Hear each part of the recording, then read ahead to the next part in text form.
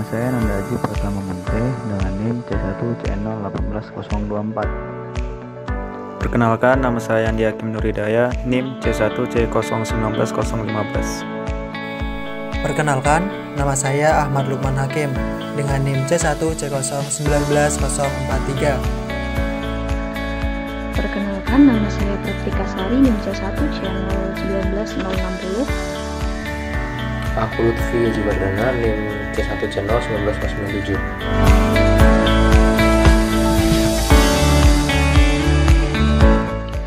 Kami dari kelompok 10 akan mempresentasikan materi mengenai tata kelola perusahaan dan Dewan Komisaris.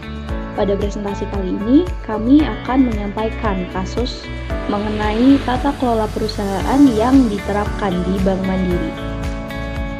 Bank Mandiri adalah bank terbesar di Indonesia bila dilihat dari sektor jumlah aset, pinjaman, dan deposito. Bank Mandiri didirikan pada tanggal 2 Oktober 1998 dengan penggabungan usaha bank-bank badan usaha milik negara atau disingkat BUMN yang terdiri dari BBD, BDN, Bank Eksim, dan Bapindo pada tanggal 31 Juli tahun 1999. Hingga pada bulan Agustus 1999, Bank Mandiri resmi beroperasi secara komersial. Bank ini telah melayani banyak nasabah dengan berbagai fasilitas yang ditawarkan, sehingga bank ini merupakan salah satu bank retail dengan nasabah terbanyak di Indonesia. Bank Mandiri juga telah berhasil mencetak perkembangan yang signifikan dalam pelayanan dalam sektor usaha kecil dan menengah atau UKM dan nasabah retail. Dengan pencapaian yang diperolehnya hingga saat ini menempatkan Bank Mandiri sebagai salah satu bank terkemuka di Indonesia dan menjadi solusi tepat dalam masalah perbankan nasabah Indonesia. Tata kelola perusahaan pada PT Bank Mandiri Persero Tbk. Pemahaman tentang tata kelola perusahaan atau Good Corporate Governance atau GCG memiliki peran penting untuk memastikan serta menjamin pelaksanaan manajemen yang dijalankan dengan baik, sehingga dapat mengembangkan Bank Mandiri untuk meraih kesuksesan. Implementasi GCG merupakan upaya optimalisasi Bank Mandiri untuk memberi nilai lebih kepada nasabah, masyarakat, juga para pemangku kepentingan. Selain menjadikan Bank Mandiri memiliki tingkat korporasi yang tinggi, GCG diperlukan untuk menunjang kekuatan dan sustainability Bank Mandiri, yang juga berimplikasi pada sistem strukturisasi yang kokoh dan rapi. Implementasi GCG di Bank Mandiri sejalan dengan ketentuan dan undang-undangan yang berlaku. Sebelum menjadi perusahaan publik yang sahamnya tercatat di Bursa Efek Indonesia atau BI, Bank Mandiri telah menerapkan prinsip-prinsip tata kelola perusahaan yang dituangkan dalam surat keputusan bersama direksi dan komisaris tentang prinsip-prinsip tata kelola perusahaan pada tahun 2000. Penyempurnaan pelaksanaan tata kelola perusahaan dilakukan melalui pemenuhan peraturan bagi emiten yang tercatat di BI, yang mewajibkan seluruh perusahaan publik untuk mengangkat pejabat dan struktur organisasi yang independen, serta memberikan peran aktif sekretaris perusahaan untuk memenuhi kewajiban keterbukaan informasi. Sekian dari saya. Assalamualaikum warahmatullahi wabarakatuh. Tindakan GCG PT Bank Mandiri. Bank Mandiri berkomitmen untuk memberikan nilai tambah bagi para pemangku kepentingan. Salah satu kunci utama untuk merealisasikan komitmen tersebut adalah penerapan prinsip tata kelola perusahaan yang baik atau Good Corporate Governance secara konsisten serta menjadikannya sebagai budaya kerja yang berlaku di dalam perusahaan. Pemahaman ini mendasari Bank Mandiri untuk melaksanakan tata kelola yang baik dalam setiap kegiatan bisnisnya demi mencapai tujuan bisnis jangka panjang yang berkesinambungan. Melalui peran aktif dan dukungan penuh Dewan Komisaris dan Direksi, Bank Mandiri memastikan penerapan prinsip-prinsip GCG pada setiap aspek bisnis dan pada semua jajaran organisasi.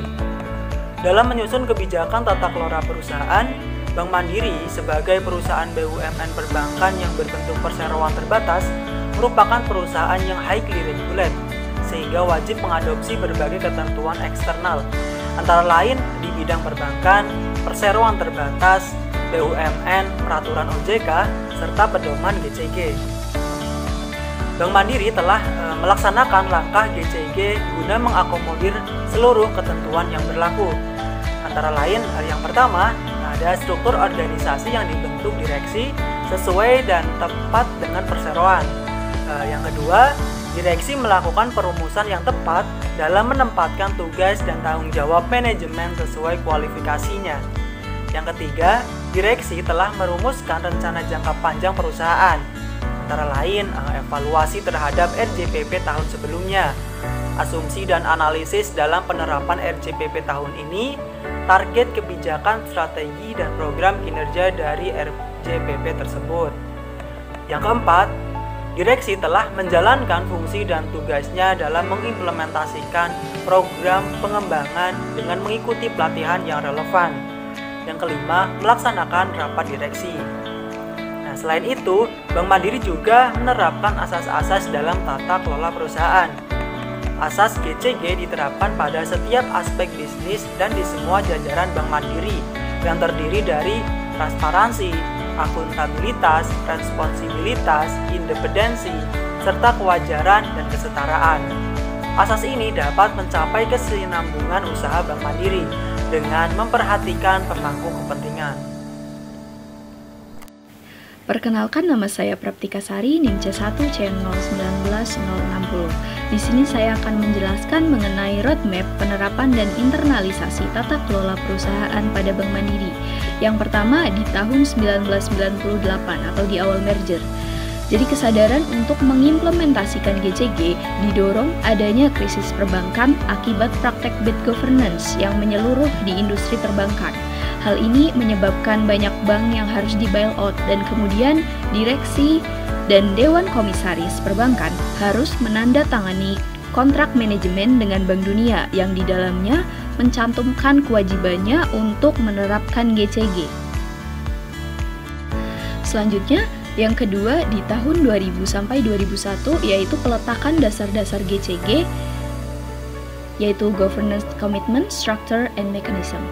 Jadi merespon kontrak manajemen dengan Bank Dunia yang tadi sudah disebutkan, Bank Mandiri menerbitkan antara lain yang pertama surat keputusan bersama direksi dan komisaris tentang prinsip-prinsip GCG, lalu ada surat keputusan bersama divisi dan Dewan Komisaris tentang Code of Conduct PT Bank Mandiri yang menjadi pedoman perilaku di dalam berinteraksi dengan nasabah, rekanan, dan sesama pegawai.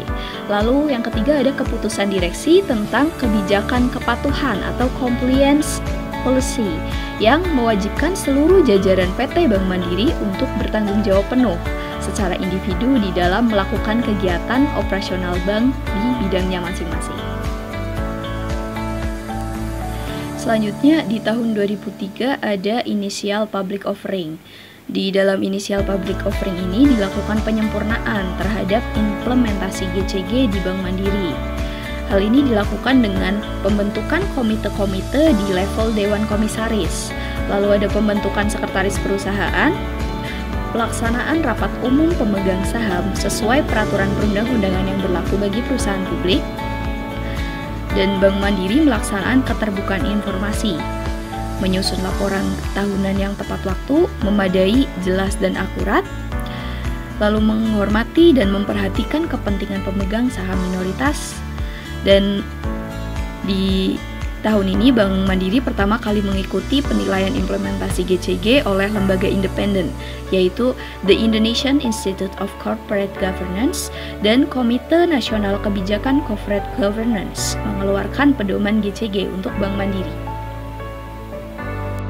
Selanjutnya di tahun 2005 ada transformasi budaya. Jadi Bank Mandiri melakukan transformasi budaya melalui penetapan nilai-nilai kebersamaan atau set value serta perumusan perilaku Bank Mandiri yang merupakan budaya kerja baru bagi Bank Mandiri. Selanjutnya di tahun 2008 sampai 2011 ada transformasi budaya lanjutan. Bank Mandiri secara berkelanjutan melaksanakan penyempurnaan penerapan prudent banking, GCG, serta internal control melalui pengembangan website GCG, Compliance Risk Management System, standar prosedur anti pencucian uang dan pencegahan pendanaan teroris, risk-based audit tools, dan sistem informasi manajemen audit. Yang terakhir di tahun 2011 sampai saat ini, Bank Mandiri sudah mengikuti penilaian tingkat kesehatan bank umum yang dilakukan oleh BI, di mana bank wajib menilai secara individual dan konsolidasi dengan anak perusahaan melalui pendekatan risk-based bank rating. Adapun salah satu faktor penilaian RBBR adalah GCG. Transformasi GCG di Bank Mandiri yang dilaksanakan dalam 5 tahap. Tahap pertama yaitu ada perumusan governance komitmen. Di tahap tersebut itu ada perumusan visi misi strategi Bank Mandiri, kemudian ada perumusan anggaran dasar, lalu perumusan corporate values, code of conduct, enforcement code of conduct, dan yang terakhir ada GCG charter. Lalu tahap kedua yaitu penyempurnaan governance structure. Di situ terdapat pemenuhan jumlah dan komposisi dewan komisaris, direksi, komite-komite di bawah dewan komisaris dan direksi. Kemudian ada penguatan risk management, compliance, dan internal control. Dan yang terakhir ada penyempurnaan struktur organisasi untuk menjamin terlaksana check and balance. Kemudian di tahap ketiga ada penyempurnaan governance mechanism. Di situ terdapat penuangan prinsip-prinsip GCG dalam kebijakan, pedoman, dan peraturan kerja. Kemudian ada penegakan reward dan punishment. Lalu ketiga ada transparansi produk. Keempat ada pembuatan call center dan customer care. Lalu ada strategi anti fraud. Dan yang terakhir ada whistleblowing system. Kemudian ada tahap keempat, yaitu sosialisasi dan evaluasi. Internalisasi corporate value. Kemudian ada sosialisasi, inisiatif strategis kebijakan, peraturan, dan lain-lain. Lalu langkah ketiga disitu ada self assessment pelaksanaan GCG. Keempat ada pelaporan pelaksanaan GCG. Kelima ada penilaian GCG oleh pihak independen.